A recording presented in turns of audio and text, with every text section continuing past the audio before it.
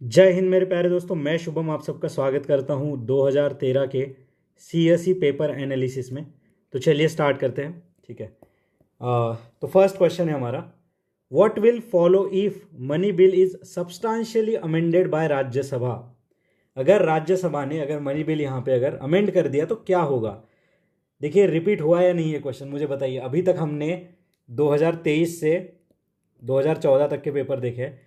ये चीज़ मैंने कितने बार, मनी बिल अंडर आर्टिकल 110 आता है। ठीक है, ये सिर्फ लोकसभा में इंट्रोड्यूस होता है। ठीक है, राज्यसभा मनी बिल के ऊपर सिर्फ डिस्कस कर सकती है, इसके ऊपर वोट नहीं कर सकती, इसके अमेंड नहीं कर सकती। ठीक है, तो प्रेसिडेंट में कॉल फॉर ज्वाइंट सिटिंग, तो ज्वाइंट सिटिंग हमारा आर्टिकल 108 ये भी नहीं हो सकता। नेक्स्ट देखिए, लोकसभा में send a bill to Rajya Sabha for reconsideration, नहीं। Lok Sabha cannot consider the bill further, ये भी नहीं। लोकसभा में still proceed with the bill accepting और not accepting the recommendation of the Rajya Sabha, वो एक्सेप्ट कर भी सकती है नहीं भी कर सकती है। ठीक है, तो ये चीज़ याद रखेंगे। जो ये वैल्यू एडिशन हमने देखा, यहाँ पे आंसर है दोस्तों इसका ए। ठीक है, ए इज द आंसर हियर। ठीक है, तो बढ़िया इजी सा क्वेश्चन था। और याद रखिएगा मनी बिल सिर्फ हमारे लोकसभा में ही इंट्रोड्यूस होता है। मनी बिल, फाइनेंस बिल, ठीक है, उसके बाद जो हमारा नॉर्मल सा बिल है, जो ऑर्डिनरी बिल, तो इन सब के बारे में हम जो है हमारे लक्ष्मीकांत में पढ़ते हैं और वहीं से क्वेश्चन डायरेक्टली आया है। नेक्स्ट देखिए अगला क्वेश्चन हम देखते हैं, क्वेश्चन नंबर 2। बड़े बड़े स्टेटमेंट है। ठीक है, 4 बड़े बड़े स्टेटमेंट। कहता है विच one of the following is correct, मतलब 3 गलत है 1 सही है, और उन 3 गलत को सही करके हम वहां पे देखेंगे रिवर्स इंजीनियरिंग से।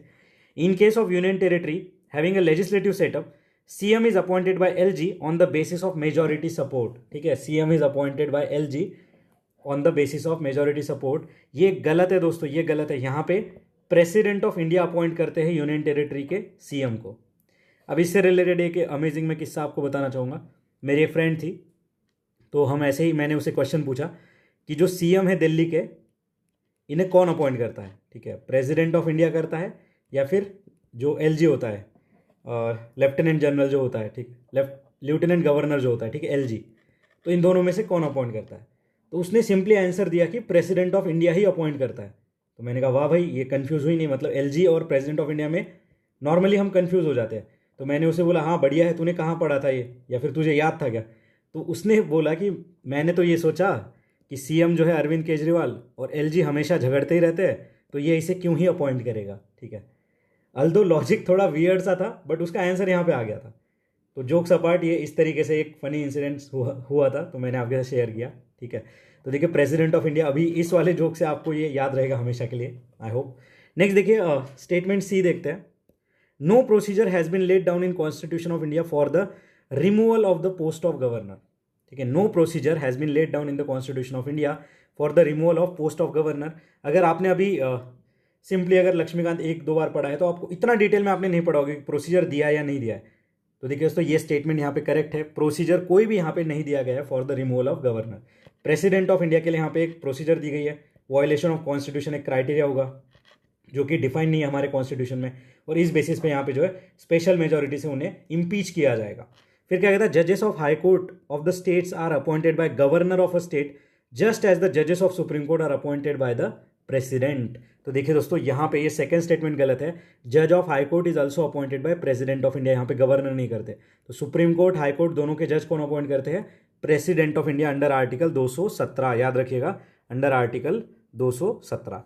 नेक्स्ट देखिए, in India same person cannot be appointed as governor of 2 और मोर स्टेट, ये गलत है दोस्तों। Same person can be appointed, ये 7th कॉन्स्टिट्यूशनल अमेंडमेंट एक्ट से ये चीज़ लाई गई थी। तो याद रखेंगे फर्स्ट स्टेटमेंट हमारा जो है वो same person can be appointed, ये 7th कॉन्स्टिट्यूशनल अमेंडमेंट एक्ट, ये 2017 में देखिए high court and supreme court दोनों के जज प्रेसिडेंट ऑफ इंडिया ही अपॉइंट करेंगे। और ऐसा ही देखिए 2014 में हमने क्वेश्चन देखा था कि सुप्रीम कोर्ट के जज का नंबर अगर बढ़ाना है तो पार्लियामेंट बढ़ा सकती है, हाई कोर्ट के जज का अगर नंबर बढ़ाना है तो प्रेसिडेंट ऑफ इंडिया बढ़ा सकता है, ये हमने देखा था। ठीक है, बाकी ये हमारा गलत है, प्रेसिडेंट ऑफ इंडिया अपॉइंट करते हैं सीएम को। और सी स्टेटमेंट यहाँ पे हमारा सही है कि no procedure is laid down in the constitution regarding removal of governor. अगला क्वेश्चन देखते हैं हम लोग, geographical region and geographical feature. देखिए Abyssinia plateau, Atlas mountain, Guiana highlands and Okavango basin. ठीक है, ओकावांगो बेसिन। तो इन चारों में से हमें पूछा है दोस्तों विच one of the following is correctly match, मतलब 3 गलत है 1 सही है। तो यहाँ पे हमें बहुत ही अमेजिंग जो इनसाइट्स यहाँ पे मिलेंगे। तो देखिए दोस्तों, सबसे पहले ये जो अबेसिनिया प्लेटू है ये अरेबिया में नहीं है। ठीक है, अरेबिया कहाँ पे आता है, देखिए ये वाला जो प्लेटू है जहाँ पे यहाँ पे यमन है, ठीक है, यहाँ पे ओमान है, यहाँ पे सऊदी अरेबिया है, यहाँ पे यूएई, कतर, कुवैत, तो ये अरेबिया रीजन है हमारा, ठीक है। बट ये जो एबिसिनिया प्लेटू है ये कहाँ पे दोस्तों, एबिसिनिया प्लेटू ये इथियोपिया में है, इथियोपिया। इथियोपिया में हमने देखे टिग्रे रीजन भी देखा था, टिग्रे रीजन जो कि कन्फ्लिक्टिंग जोन में था, याद करिए। फिर देखिए एटलास माउंटेन कहाँ पे दोस्तों, एटलास माउंटेन हमारे नॉर्थ वेस्ट अफ्रीका में, ये करेक्ट है। अब एटलास माउंटेन की लोकेशन अगर मैं आपको बताना चाहूँ, देखिए इस तरीके से हमारा अफ्रीका है, ठीक है, और यहाँ पे है हमारे एटलास माउंटेन, ठीक है। और ये कहाँ कहाँ पे सिचुएटेड है, देखिए ये अल्जेरिया, ठीक है, मोरक्को, ट्यूनीशिया, इस वाले रीजन में सिचुएटेड है। ट्यूनीशिया जैसे मैंने बोला आपको अरब स्प्रिंग वाला क्वेश्चन याद आ जाना चाहिए, जो कि 2010 में मूवमेंट चली थी, ठीक है। तो ये जो एटलास माउंटेन के पास वाला रीजन है इसे मागरेब रीजन भी कहते हैं, मागरेब रीजन। तो याद रखिए जैसे लिवांत एक क्वेश्चन आ गया था, वैसे मागरेब रीजन भी क्वेश्चन आ सकता है। फिर देखिए गुयाना हाईलैंड्स, ये साउथ वेस्ट अफ्रीका में नहीं है दोस्तों। गुयाना हाईलैंड्स ये जो है अमेजॉन रिवर जो हमारी साउथ अमेरिका की, ठीक है, इसके नॉर्थ में है। अभी गुयाना हाईलैंड्स कहाँ पे आते हैं, ये वेनेजुएला एंड ब्राजील वाले देश के पास आ जाते हैं गुयाना हाईलैंड्स, ठीक है।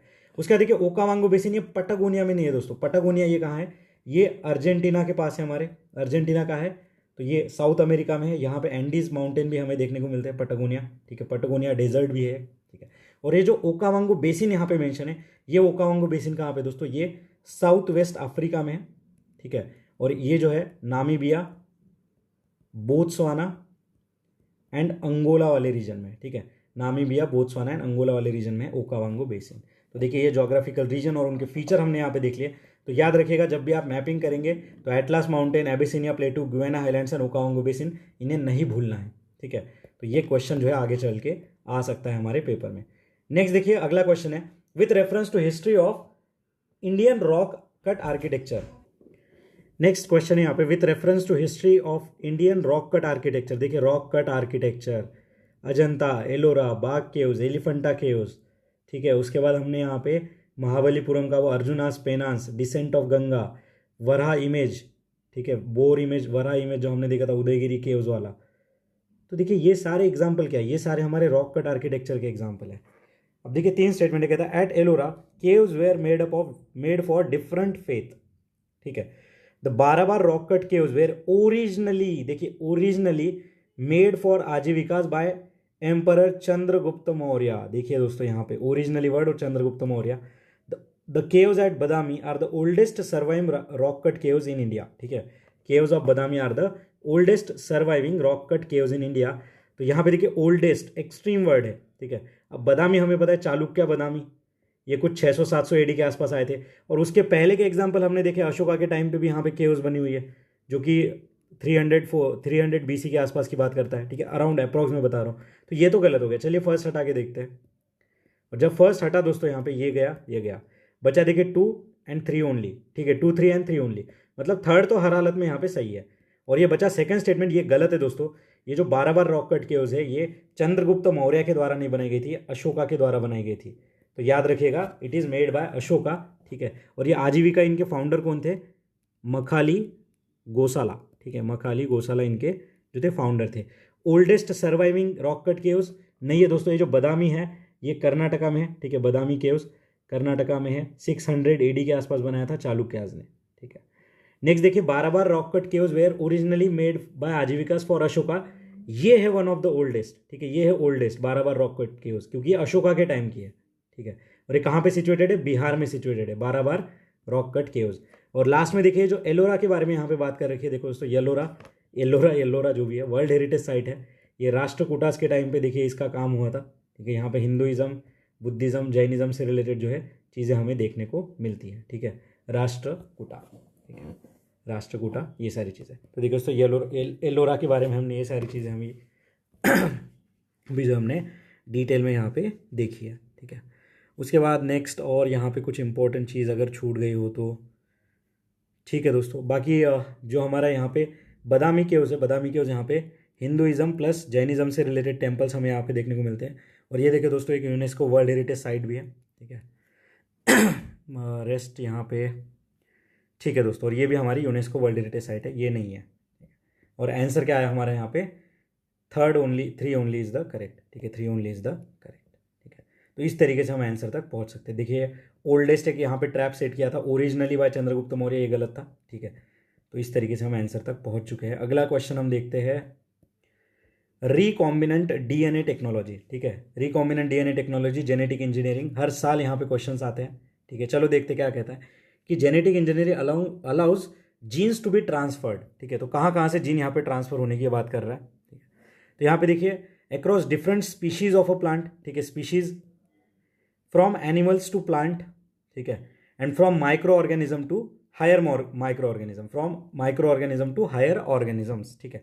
तो देखिए दोस्तों ये जो क्वेश्चन नंबर 5 है इसमें जेनेटिक इंजीनियरिंग का एप्लीकेशन हमें पूछा है और ये तीनों जगह पे जो है यहाँ पे पॉसिबिलिटी है, ठीक है।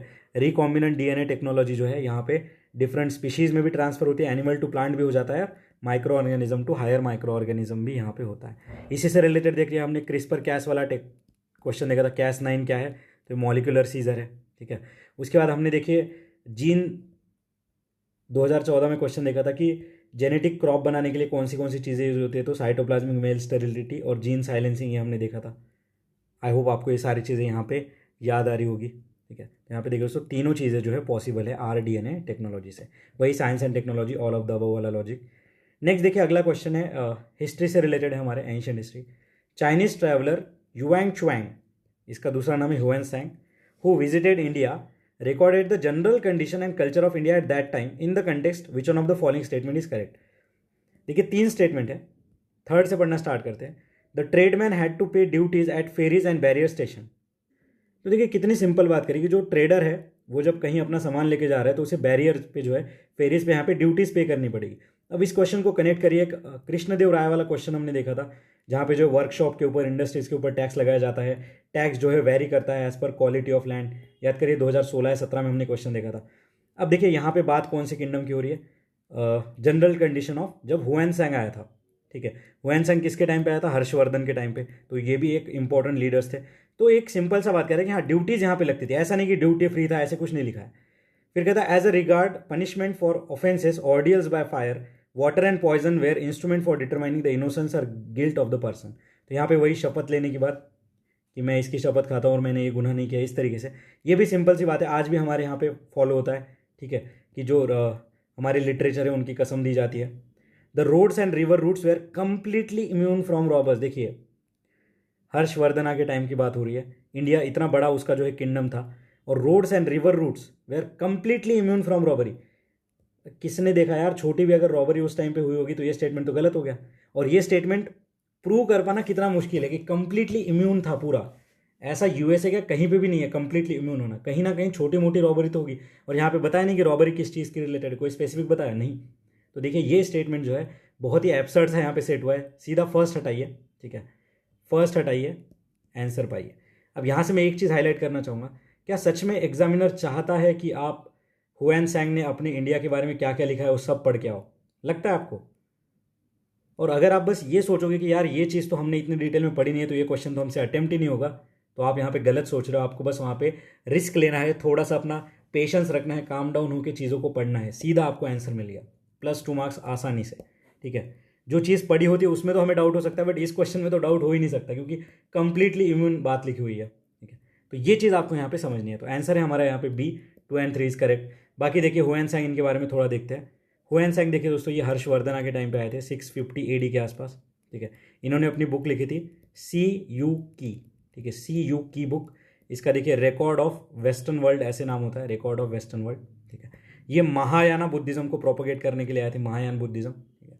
और इन्होंने देखिए नालंदा, वल्लभी, ठीक है, नालंदा, वल्लभी, जो प्रयाग है, ठीक है, कन्नौज है, इन सबको विजिट किया था, ठीक है, इन सबको विजिट किया था हमारे चाइनीज़ ट्रैवलर हुएनसैंग ने, ठीक है, हुएनसैंग। स्पेसिफिकली अगर इनका ईयर याद रखना चाहे तो 630 से लेके 645 AD तक ये हर्षवर्धन के कोर्ट में रहे थे, ठीक है। तो नेक्स्ट हमारा आंसर, अभी अगला क्वेश्चन देखते हैं। Which one of the above are naturally found in India, ठीक है, naturally found in India, star tortoise, monitor lizard, pygmy hog and spider monkey, ठीक है दोस्तों, स्पाइडर मंकी। क्वेश्चन टफ है, ठीक है, मैं ये नहीं कहता क्वेश्चन बड़ा इजी कैटेगरी का है, ठीक है, क्वेश्चन यहाँ पे टफ है। अभी डायरेक्टली हम आंसर देखते हैं। देखिए यहाँ पे आंसर है दोस्तों 1 2 3। सो क्वेश्चन नंबर 7 जो है इसका आंसर है हमारा 1 2 3। स्टार टॉर्टोइस हमारे इंडिया में मिलता है, ठीक है, ये देखिए इंडेंजर्ड है और ये ऑल ओवर इंडियन कॉन्टिनेंट में मिल जाता है, स्टार टॉर्टोइस। मॉनिटर लिजार्ड देखिए दोस्तों ये भी पूरे इंडियन सब कॉन्टिनेंट में मिल जाती है और इसका जो IUCN स्टेटस है वो है near threaten.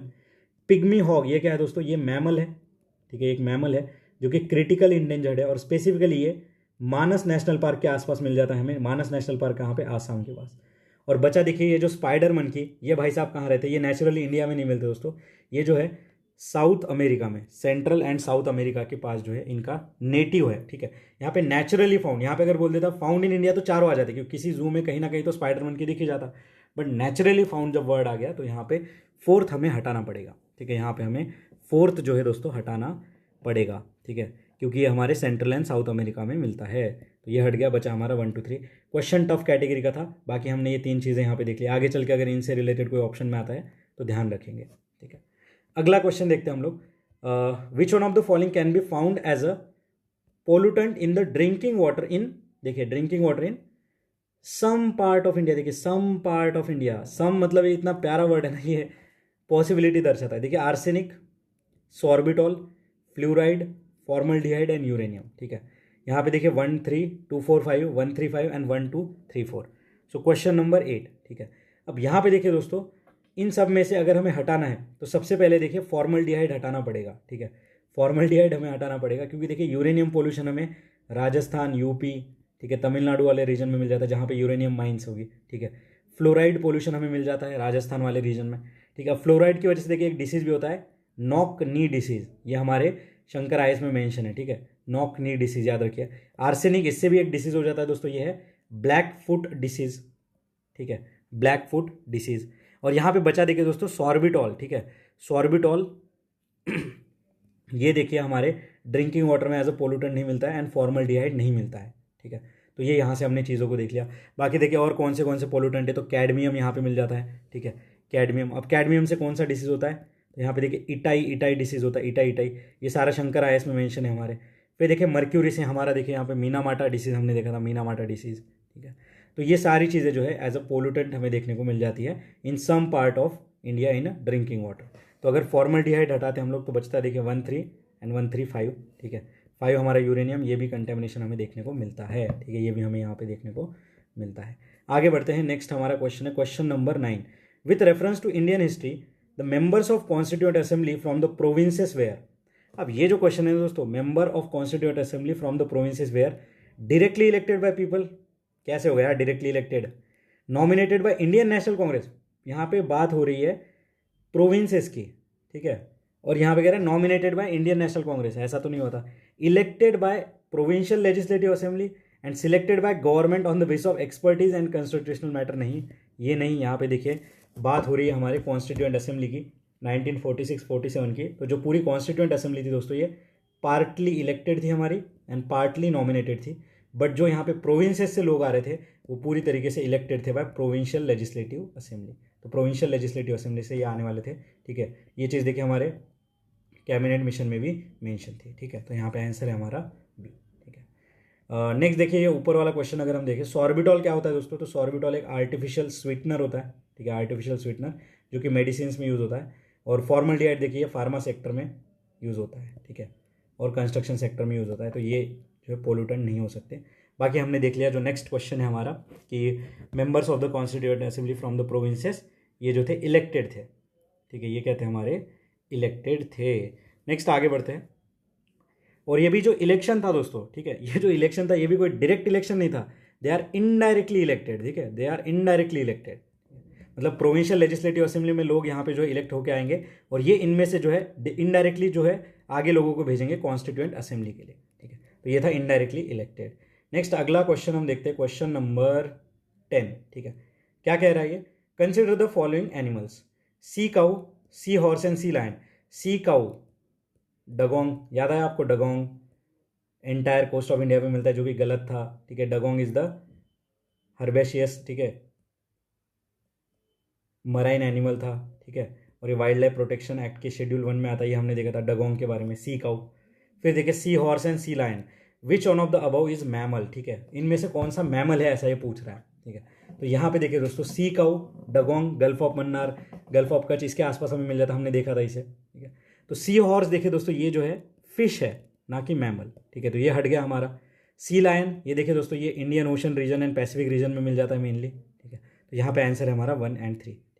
C cow and sea lion is the answer. Sea horse हमारा आंसर नहीं है, सी हॉर्स एक फिश है, ठीक है, ये एक फिश है। अब मैमल्स के बारे में अगर देखेंगे दोस्तों तो ये वार्म ब्लडेड होते हैं, ठीक है, वार्म ब्लड। इनमें देखिए मैमरी ग्लैंड्स होते हैं, मैमरी ग्लैंड्स, ठीक है। स्वेट ग्लैंड्स होते हैं इनमें, स्वेट मतलब पसीना वाला, ठीक है, स्वेट ग्लैंड्स ये इनमें होते हैं। तो क्वेश्चन नंबर 10 का आंसर क्या है हमारे B, 1 and 3 is the correct answer, sea cow and sea lion, ठीक है, sea cow and sea lion. बाकी देखिए यहाँ पे और कुछ इंपॉर्टेंस नहीं, ठीक है, जनरल सा क्वेश्चन है, ठीक है। आगे बढ़ते हैं, अगला क्वेश्चन देखते हैं। इंडियन पॉलिटी से रिलेटेड क्वेश्चन है। कहता second statement, if such a amendment seeks to make changes in the federal character of constitution, the amendment also required to be ratified by legislature of all the states in India. देखिए word को पहचानिए, all the states, ठीक है, all the states. The amendment to the constitution of India can be initiated by introduction of bill in the Lok Sabha only, ठीक है, इन the Lok Sabha only. यार देखो amendment अगर लाना है तो लोकसभा एंड राज्यसभा दोनों को इक्वल पावर है, तो ये तो हट गया, ठीक है। तो क्वेश्चन नंबर 11 का फर्स्ट स्टेटमेंट तो हट गया, लोकसभा ओनली गलत है। और यहाँ पे अगर फेडरल कैरेक्टर को अगर चेंज कर रहा है तो यहाँ पे सारे स्टेट्स की परमिशन नहीं चाहिए हमें, सारे स्टेट्स का नहीं चाहिए, यहाँ पे हाफ ऑफ द स्टेट्स चाहिए दोस्तों, हाफ, ठीक है, हाफ ऑफ द स्टेट। और जब ये वाली चीज़ होती है ना, यहाँ पे president of India's prior permission is not required in amendment, ठीक है, याद रखिए, ये भी क्वेश्चन आ सकता है कि president of India's prior permission is not required in case of amendment, ठीक है। और आर्टिकल 368 में ये चीज़ लिखी हुई है, बोथ हाउस में यहाँ पे जो है हमारा इंट्रोड्यूस हो सकता है अमेंडमेंट बिल, ठीक है। और यहाँ पे ये हाफ, तो ये दोनों स्टेटमेंट हमारे यहाँ पे गलत है। जो भी यहाँ पे इनकरेक्ट वर्जन था, करेक्ट वर्जन था, सब हमने देख लिया, ठीक है, बेसिक्स भी हमने यहाँ पे समझ लिया है। अगला क्वेश्चन है हमारा क्वेश्चन नंबर 12, ठीक है, question number 12, attorney general of India can, क्या क्या कर सकते हैं भाई अटॉर्नी जनरल। इसको कनेक्ट करिए, 2022 में एक क्वेश्चन आया था अटॉर्नी जनरल एडवोकेट जनरल वाला। Take a part in the proceeding of Lok Sabha, be a member of committee of the Lok Sabha, speak in the Lok Sabha, vote in the Lok Sabha. नहीं, वोटिंग पावर नहीं है इन्हें, ठीक है, इन्हें वोटिंग पावर नहीं है। ये आ सकते हैं, बैठ सकते हैं, बोल सकते हैं, रुक सकते हैं, सो सकते हैं, खा भी सकते हैं लोकसभा में, बट वोट नहीं दे सकते, ठीक है।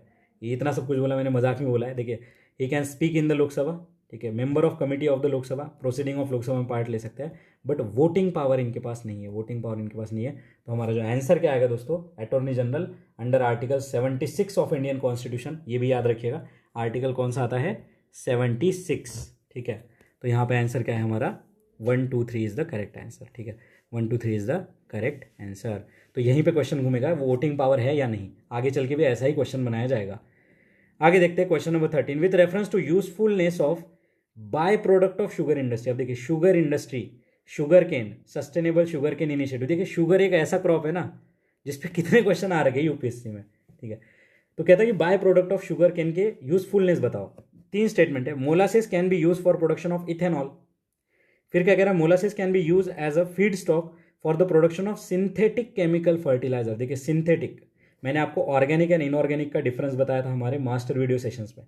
देखिए शुगर केन इंडस्ट्री का बाय प्रोडक्ट है तो ये ऑर्गेनिक ही होगा दोस्तों, ठीक है, क्योंकि ये बायोमास है। देखिए यहाँ पे इथेनॉल एक बायोफ्यूल बन रहा है, सिंथेटिक यानी ये केमिकल वाली चीज़ हो गई, ठीक है, इनऑर्गेनिक चीज़ हो गई। तो यहाँ पे ये गलत है दोस्तों, सिंथेटिक वर्ड की वजह से ये जो है गलत है। यहाँ पे जो फीड स्टॉक होगा ये ऑर्गेनिक तरीके से बना जाएगा, एक बायोमास का होगा, ठीक है। Biomass can be use as a biofuel for the generation of energy. देखिए जनरेशन ऑफ एनर्जी, कितना सिंपल सी बात कह दी, ठीक है। इथेनॉल ये भी एनर्जी के लिए। सेकंड यहाँ पे गलत है, molasses can be use for the feed stock for production of synthetic chemical fertiliser, ये गलत है। यहाँ पे आंसर क्या आ गया हमारा, यहाँ पे आंसर आ गया दोस्तों 1 एंड 3 इज द करेक्ट, ठीक है, 1 एंड 3 इज द करेक्ट। तो ये जो है एज यूज़ होते हैं। अभी देखिए ये जो शुगर केन के जो बाय प्रोडक्ट है, ये पल्प, ठीक है, पेपर बनाने में भी यूज़ किए जाते हैं, ठीक है, और कैटल्स को भी एज अ फीड स्टॉक इसे दिया जाता है, ठीक है। तो याद रखेंगे 1 and 3 is your answer. But यहाँ पे ट्रैप ढूंढना बहुत मुश्किल था। देखिए सिंथेटिक केमिकल फर्टिलाइजर के प्रोडक्शन में नहीं यूज़ होता है, ठीक है, ये बायोमास या फिर ऑर्गेनिक मैन्योर इन सबको बनाने में यहाँ पे यूज़ हो जाता है। आगे बढ़ते हैं। ये जो क्वेश्चन है दोस्तों, इसे थोड़ा याद रखिए, इसे नोट डाउन कर लीजिए, शॉर्ट में रट लीजिए, ये आगे चल के बहुत बार रिपीट होने वाला है। कहता है variation in the length of day time and the night time from season to season are due to. Question number 14, ठीक है, क्या कह रहा है, variation in the length of day time and night time from season to season are due to earth's rotation on its axis, नहीं, earth's revolution around the sun in elliptical manner, ये भी नहीं है, लैटिट्यूडनल पोजीशन, ये भी नहीं है। यहाँ पे आंसर है दोस्तों revolution of earth on it's tilted axis. अब देखिए दोस्तों, इसका आंसर मैंने आपको बता दिया, अब मैं बताता हूँ इसका इंटरलिंकेज। याद करिए 2022 वाला क्वेश्चन जहाँ पे बोला था कि लॉन्गेस्ट डे कब होता है पूरे साल का, तो वो था 21 जून यानी सेकेंड हाफ ऑफ जून, ठीक है। फिर याद करिए 2019 वाला क्वेश्चन जहाँ पे बोला था कि 21 जून को आर्कटिक में क्या होगा, ठीक है, ऐसा क्वेश्चन था देखिए आर्कटिक में। और हमने देखा था कि 21 जून को होता है हमारा समर सोल्स्टाइस, और आर्कटिक में यहाँ पे देखिए 24 आवर्स के लिए, मतलब पूरे 6 महीने के लिए यहाँ पे जो है दिन ही रहेगा, ठीक है, तो डे रहेगा। तो ये किस वजह से होता है, अब देखिए यहाँ पे उस टाइम पे मैंने आपको summer solstice, winter solstice, spring equinox, autumn equinox ये सब बताया था, ठीक है। यहाँ पे सन था बीच में, ये सारे जो है 4 पोजिशंस मैंने आपको बताई थी। और ये जो सारा जो तिकड़म यहाँ पे होता है ना दोस्तों, कि ये variation in the day time and night time from season to season, ये किस वजह से होता है, ये होता है दोस्तों रिवोल्यूशन ऑफ अर्थ। रिवोल्यूशन किसके अराउंड, सन के अराउंड, ठीक है। Revolution of earth on a tilted axis, तो ये जो टिल्टेड एक्सिस पे जो रिवोल्यूशन होता है ना, इसकी वजह से जो समर सोल्स्टाइस में जो है 6 महीने तक आर्टिक पे पूरा दिन रहता है, और यहाँ पे जो है अंटार्कटिक में पूरा रात रहता है, ठीक है। और वही विंटर सोल्स्टाइस में देखा जाए तो यहाँ पे आर्टिक में हमारा नाइट रहेगा, और जो है हमारा अंटार्कटिक जो है यहाँ पे डे रहेगा, ठीक है। तो ये विंटर सोल्स्टाइस, समर सोल्स्टाइस, इसका अपोजिट वाला हमने देखा था। तो ये आंसर क्या है यहाँ पे, variation in length of day time and night time from season to season is due to revolution on the tilted axis. अब देखिए दोस्तों, ये जो फर्स्ट ऑप्शन है earth rotation on its axis, इसके वजह से क्या होता है, ठीक है, earth rotation on its axis, तो इसके वजह से होता है दोस्तों यहाँ पे डे एंड नाइट, ठीक है। इसकी वजह से क्या होता है हमारा डे एंड नाइट। तो दिन और रात होने का क्या रीजन है, earth rotation on its axis. But day and night का जो टाइम पीरियड यहाँ पे चेंज हो रहा है फ्रॉम सीजन टू सीजन, इसे क्या है, इसका आंसर है डी, रिवोल्यूशन ऑफ अर्थ, ठीक है। तो याद रखेंगे ये चीज़, बहुत इंपॉर्टेंट क्वेश्चन है, वेरी इंपॉर्टेंट, मार्क कर दीजिए, बहुत बार रिपीट होगा सीडीएस में, सीएपीएफ में, हर जगह पे, ठीक है। अगला क्वेश्चन हम देखते हैं, क्वेश्चन नंबर 15 क्या कह रहा है। क्वेश्चन नंबर 15 देखते हैं। Narmada river flows to the west while most of the other peninsular river flows to the east. Narmada river जैसे बोला वैसे सब कुछ याद आ जाना चाहिए कि अमरकंटक से जो है इसका ओरिजिन होता है, ठीक है, और जाके ये हमारे अरेबियन सी में जाके मिल जाती है, ठीक है। अब कहता है कि Narmada river flows to the west while most of the other peninsular river flows to east, why, ऐसा क्यों होता है कि ये वेस्ट की तरफ जा रही है और बाकी सारी ईस्ट की तरफ जा रही है। The land slope to the west from central India, ठीक है। It flows between Vindhyas and Satpura, मैंने आपको बताया था Vindhyas, then Narmada, and then यहाँ पे सातपुड़ा, ठीक है। विंध्यास, नर्मदा एंड सातपुड़ा, ठीक है। इस तरीके से देखिए ये नॉर्थ टू साउथ यहाँ पे जो एक्सटेंशन है, कहता है कि इट फ्लोज बिटवीन, सही है, ये स्टेटमेंट करेक्ट है। बट क्या ये इसका रीजन है, ये सोचिए कि ये विंध्यास एंड सातपुड़ा के बीच में फ्लो करती है इसलिए ये वेस्ट साइड जाती है, फिर तो ईस्ट साइड भी जा सकती थी ना, अगर इसके बीच में फ्लो करना है तो इधर भी फ्लो हो सकता था। तो थोड़ा इस तरीके से समझिए। तो सेकंड हटा दीजिए, it occupies the linear rift valley, तो ये यहाँ पे करेक्ट है दोस्तों। यहाँ पे ये जो नर्मदा रिवर है ये पूरी तरीके से हमारे लीनियर रिफ्ट वैली के बीच में से फ्लो करती है, इसी वजह से जो है इसका वेस्ट वर्ड टिल्ट है, ठीक है, इसी वजह से जो है इसका वेस्ट वर्ड टिल्ट है। और ये जो लीनियर रिफ्ट वैली जो बनी है ना, ये हिमालयाज का जो यहाँ पे टक्कर हुई थी, ठीक है, तो एक अप हीवल हुआ था यहाँ पे, इस वजह से ये चीज़ यहाँ पे बनी है। बाकी देखिए दोस्तों, नर्मदा रिवर के ऊपर हमारा सरदार सरोवर डैम है, ठीक है। फिर स्टैचू ऑफ यूनिटी का भी जो है वहाँ पे मेंशन है, ठीक है, हम पढ़ते हैं स्टैचू ऑफ यूनिटी, वो भी नर्मदा रिवर पे एक डैम के ऊपर बना हुआ है, ठीक है। तो ये चीज़ हम याद रखेंगे, ठीक है, ये चीज़ हम याद रखेंगे। नेक्स्ट देखिए यहाँ पे आंसर क्या है दोस्तों हमारा फर्स्ट, ठीक है, one only is the correct. Why यहाँ पे पूछा है, लैंड स्लोप्स नहीं, ठीक है, वेस्ट की तरफ। फिर देखिए flows between Vindhyachal and Satpura, ये भी गलत है, आंसर है हमारा यहाँ पे one only is the correct, ये रीजन नहीं है ये दोनों, ठीक है। नेक्स्ट आगे बढ़ते हैं अगला। On the planet earth most of the fresh water exist as a ice cap and glacier, out of the remaining fresh water the largest portion is. याद करिए 2021 का क्वेश्चन, जहाँ पे मैंने आपको एनसीईआरटी का पूरा मैप दिखाया था और वहाँ पे बताया भी था कि ओशियन में सबसे ज़्यादा है वाटर। फिर देखिए आइस एंड ग्लेशियर में, ओशियन एंड आइसी। फिर देखिए ग्राउंड वाटर में है, ठीक है। फिर यहाँ पे जो है लेक्स में है। और उसके बाद हमने देखा था SARB मतलब soil moisture, atmosphere, river and biosphere. ये मैंने आपको बताया था डिक्रीजिंग ऑर्डर में, ठीक है, डिक्रीजिंग ऑर्डर में। अब ये क्या कह रहा है कि on the planet earth most of the fresh water exist in ice cap and glacier, ठीक है, आइस कैप एंड ग्लेशियर, ये सेकंड वाली बात आ गई, ठीक है। Out of the remaining fresh water largest portion exist in, तो इसके बाद कहाँ पे एग्जिस्ट करता है, तो आइस एंड इसके बाद क्या है, ground water exist as a ground water. Soil moisture नहीं, fresh water lake and river नहीं, एंड सॉइल मॉइस्चर भी नहीं यहाँ पे, ठीक है, एटमॉस्फेरिक मॉइस्चर भी नहीं। यहाँ पे आंसर क्या है हमारा, ग्राउंड वाटर। देखिए ये जो चार्ट मैंने आपको बताया था, एनसीईआरटी का भी मैंने आपको रेफरेंस यहाँ पे दिया था, तो ये सारी चीज़ें आप ज़रूर याद रखिएगा, ठीक है, क्वेश्चन यहाँ पे बन सकता है आगे चल के। फिर देखिए बढ़िया सा क्वेश्चन है, नॉकरेक बायोस्फीयर रिजर्व, मल्टीपल टाइम्स हमने पीवाईक्यू में कवर कर लिया, नॉकरेक बायोस्फीयर रिजर्व, ठीक है। नेक्स्ट देखिए यहाँ पे ये गारो हिल्स में ऐसा कह रहा है। आप देखिए हमें पता है नॉकरेक बायोस्फीयर रिजर्व कहाँ पे, मेघालय में सिचुएटेड है, ठीक है। ये कहाँ पे सिचुएटेड है, हमारे मेघालय में, ठीक है। नेक्स्ट देखिए यहाँ पे जो अगला ऑप्शन है लोकतक लेक, कितने बार बताऊँ, Loktak lake, phumdis, Shanghai dear, ठीक है, मॉन्ट्रियक्स रिकॉर्ड में है। और ये कह रहा है कि it is in a Braille range, ठीक है। अब मिकिर रेंज, बराइल रेंज, ठीक है, मिकिर, रेगमा, बराइल, ये सब देखिए हमने जब मैंने आपको PMFIS वाला वो फोटो दिखाया था माउंटेन एंड हिल वाला, तो आपको वहाँ से क्लियर हो जाना चाहिए था, ठीक है। तो यहाँ पे देखिए दोस्तों ये जो बराइल रेंज है ये हमारे आसाम में सिचुएटेड है, ठीक है, मिकिर एंड बराइल रेंज, ठीक है। बट ये जो लोकतक लेक है ये तो हमारे मणिपुर में है, तो ये हमारा गलत हो गया। फिर देखिए नामदाफा नेशनल पार्क, ठीक है, नामदाफा नेशनल पार्क ये कहता है डाफला हिल्स में है, डाफला हिल्स में है। अब इसे समझिए, अगर ये देखिए हमारा पूरा नॉर्थ ईस्ट का अगर मैप है, ठीक है, यहाँ पे जो है अरुणाचल प्रदेश है, ठीक है, यहाँ पे अरुणाचल प्रदेश है। तो इसे समझिए थोड़ा, ये जो डाफला हिल्स है दोस्तों, डाफला हिल तो यहाँ पे है, ठीक है, यहाँ पे डाफला हिल है, यहाँ पे अबोर हिल है, डाफला, अबोर, मिशमी, ठीक है, ऐसे हिल्स के नाम है, ठीक है। और ये जो नामदाफा नेशनल पार्क है ये यहाँ कहीं सिचुएटेड है, ईस्टर्न साइड में, ठीक है, ईस्टर्न साइड में, जो कि मिशमी हिल्स में है, ठीक है, डाफला, अबोर, मिशमी, ठीक है, मिशमी यहाँ पे है और ये डाफला यहाँ पे है। तो देखिए स्वैप कर दिया, इधर का उधर कर दिया, तो ये भी गलत है।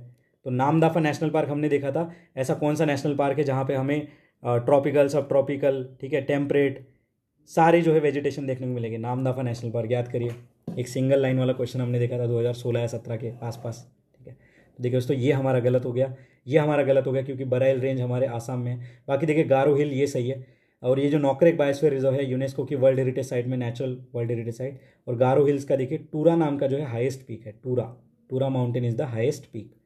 तो आई होप ये वाला चीज़ आपको क्लियर हो चुका होगा, ठीक है। यहाँ पे सारी चीज़ें हमने देख ली है। ओके नेक्स्ट देखिए, उसके बाद नेक्स्ट देखिए दोस्तों ये जो गारो हिल से इसी के पास देखिए एक बाल कापरम, ठीक है, बाल फाक्रम, ठीक है, बाल फाक्रम नेशनल पार्क भी है, ये भी थोड़ा याद रखेंगे, ठीक है। नेक्स्ट देखिए नामदफा नेशनल पार्क, मैंने आपको बताया कि ये मिशमी हिल, ठीक है, यहाँ पे एक पटकाई रेंज भी है, पटकाई बूम, ठीक है, पटकाई रेंज, ठीक है, दाफा रेंज इसके आसपास सिचुएटेड है हमारा नामदफा नेशनल पार्क, ठीक है। तो ये सारी चीज़ें जो है आप यहाँ पे ज़रूर याद रखिएगा, ईस्ट में वेस्ट कैसे कर दिया ये सारी चीज़ें। और नॉकरेक बायोस्फीयर रिजर्व देखिए डायरेक्टली हमारे 2022 के प्री में भी आ रखा है, 2022 के प्री में भी आ रखा है। नेक्स्ट देखिए अगला क्वेश्चन हम देखते हैं, यहाँ पे अगला क्वेश्चन देखते हैं, which of the above are responsible for bringing dynamic changes on the surface of earth, ठीक है, dynamic changes on the surface of earth. याद करिए 2014 वाला क्वेश्चन जहाँ पे हमने देखा था कि इवोल्यूशन ऑफ ऑर्गेनिज्म के लिए क्या क्या इंपैक्ट करता है। तो कॉन्टिनेंटल ड्रिफ्ट था एक ऑप्शन और एक था ग्लेशियल साइकिल। अब यहाँ पे देखिए दोस्तों क्या क्या ऑप्शन है हमारे पास, इलेक्ट्रोमैग्नेटिक रेडिएशन, ठीक है, इलेक्ट्रोमैग्नेटिक रेडिएशन, उसके बाद देखिए जियोथर्मल एनर्जी, फिर है gravitational force, plate movement, rotation of earth and revolution of earth. तो ये ऐसा क्वेश्चन है ना, इसमें dynamic changes to the surface of earth, revolution, rotation, plate movement, gravitational force, geothermal, अगर थोड़ा भी यहाँ पे चेंज हुआ है ना तो यहाँ पे ऑल ऑफ द अबव हमें आंसर मार्क करना है और यही हमारा आंसर है। यहाँ पे ज़्यादा सोचना नहीं है कि रिवोल्यूशन से तो कुछ होता नहीं होगा। तो यहाँ पे देखिए दोस्तों ये जो इलेक्ट्रोमैग्नेटिक रेडिएशन है, ठीक है, इसके वजह से देखिए टेम्परेचर चेंज हुआ, ठीक है, टेम्परेचर चेंज हुआ तो यहाँ पे प्रेसिपिटेशन, रेनफॉल वाला पैटर्न चेंज हुआ, तो इससे भी थोड़े डायनामिक चेंजेस आए। जियोथर्मल एनर्जी देखिए दोस्तों ये वॉल्केनिज्म की वजह से होता है, ठीक है, वॉल्केनिज्म एक फिनोमिना है। ग्रेविटेशनल फोर्स से देखिए यहाँ पे मास मूवमेंट, ठीक है, मास मूवमेंट, यहाँ पे जो पहाड़ बने वो सारी चीज़ें हुई। प्लेट मूवमेंट, इससे देखिए अर्थ को एक बना, यहाँ पे कुछ प्लेट्स जो है डिस्ट्रॉय हुई, कुछ यहाँ पे कंस्ट्रक्ट हुई। रोटेशन ऑफ अर्थ की वजह से देखिए यहाँ पे विंड, प्रेशर, ये सारी चीज़ें आई। रिवोल्यूशन ऑफ अर्थ से देखिए यहाँ पे इंसोलेशन चेंज हुआ, जो सन से एनर्जी आ रही है वो कम ज़्यादा हुई रिवॉल्व होने के कारण, ठीक है। तो यहाँ पे आंसर क्या है हमारा 1 2 3 4 is the 4 5 6 is the correct answer, ठीक है। तो आगे चल के अगर ऐसा क्वेश्चन आता है ना तो all of the above is the most suitable answer, unless बहुत ही ज़्यादा एब्सर्ड बात नहीं की हो। कहता है विच one of the following body does not find the mention in constitution. तो कहता है कौन सी कॉन्स्टिट्यूशनल बॉडी नहीं है, ऐसा पूछ रहा है। तो देखिए दोस्तों नेशनल डेवलपमेंट काउंसिल, ये पीएमओ के अंडर आती थी, अभी तो खत्म हो चुकी है, तो ये कॉन्स्टिट्यूशनल बॉडी नहीं है। प्लानिंग कमीशन, ये भी कॉन्स्टिट्यूशनल बॉडी नहीं है। जोनल काउंसिल, ये भी कॉन्स्टिट्यूशनल बॉडी नहीं है। देखिए दोस्तों जोनल काउंसिल एक स्टैट्यूटरी बॉडी है, ठीक है, इसके जो चेयरमैन होते हैं वो होम मिनिस्टर होते हैं, होम मिनिस्टर इसके चेयरमैन होते हैं, ठीक है। तो ये जोनल काउंसिल के बारे में हमें पता होना चाहिए, स्टैट्यूटरी बॉडी और होम मिनिस्टर इसके चेयरमैन होते हैं, सेंट्रल होम मिनिस्टर, ठीक है। तो यहाँ पे आंसर क्या आएगा दोस्तों हमारा 1 2 3 इज द करेक्ट। अब प्लानिंग कमीशन एंड एनडीसी के बारे में पढ़ के कोई फायदा नहीं है क्योंकि इन्हें खत्म हुए सालों हो चुके हैं अब, ठीक है। बाकी जोनल काउंसिल के बारे में हमने देख लिया, ये जो है हमारे स्टैट्यूटरी बॉडी है, ठीक है, ये जो हमारी स्टैट्यूटरी बॉडी है। आगे बढ़ते हैं नेक्स्ट अगला क्वेश्चन कि the demand of Tebhaga movement in Bengal was for, ठीक है। तो तीभागा मूवमेंट के बारे में, ठीक है। तो तीभागा यहाँ पे समझिए, तीभागा मतलब तीन या फिर ऐसा कोई भाग यहाँ पे मांगा जा रहा है, मतलब शेयर मांगा जा रहा है। थर्ड से बढ़ता है, writing of all the peasant डेप्ट, ठीक है, all the peasant debt, uprooting the zamindari system and end the serfdom, uprooting the zamindari and end the serfdom, the grant the ownership of land to the peasant at they were the actual cultivator of land, और देखिए reduction of the share of landlords from 1/2 to the 1/3, देखिए third, तीभागा तीन भाग जैसे 1/3, देखिए। और इन सारे चारों ऑप्शन में सबसे ज़्यादा जो सेंसिबल लग रहा है 1/3 वाली, तो देखिए ये इनकी डिमांड थी, ठीक है, डिमांड थी, ठीक है। तो यहाँ पे देखिए जो तीभागा पीजेंट मूवमेंट था ना, इसके लिए एक फ्लाउड कमीशन भी बनाया गया था, ठीक है, फ्लाउड कमीशन में बनाया गया था, बंगाल में हुआ था ये, ठीक है, 1946-47 में, ठीक है। और यहाँ पे देखिए दोस्तों 50% से जो है जो शेयर है लैंडलॉर्ड्स का, इसे कम करने की बात करी थी 1/3 यानी 33%, देखिए, यानी यहाँ पे डिक्लाइन करने की बात करी थी शेयर। देखिए ओनरशिप ऑफ लैंड दे दीजिए, नहीं, ठीक है, अप्रूव कर दिए ज़मींदारी को, एक्सट्रीम बात, ऑल द पीजेंट डेट यहाँ पे खत्म कर दिया, नहीं, ऐसी कोई बात यहाँ पे नहीं हुई थी। ये जो तीभागा मूवमेंट है इसमें, ठीक है। तो इसमें जो शेयर क्रॉपर्स थे, ऑपरेसिव ज़मींदार थे, इनके अगेंस्ट में ये चीज़ें स्टार्ट हुई थी। और इसे किसने लीड किया था दोस्तों? किसान सभा ने, ठीक है, किसान सभा, जो कि सीपीआई की एक विंग है। सीपीआई क्या है? कम्युनिस्ट पार्टी ऑफ इंडिया से रिलेटेड, ठीक है। उसके बाद नेक्स्ट बस इतना ही है, ठीक है। और यहाँ पे फ्लाउड कमीशन थोड़ा याद रखिए, Floud commission is related to Tebhaga peasant movement, ठीक है, it is related to Tebhaga peasant movement. यहाँ पे आंसर है हमारा ए। नेक्स्ट देखिए, बाकी क्वेश्चन हम अगले वीडियो में देखते हैं दोस्तों। तब तक के लिए पढ़ते रहिए, मुस्कुराते रहिए, मिलते हैं ब्रेक के बाद। धन्यवाद।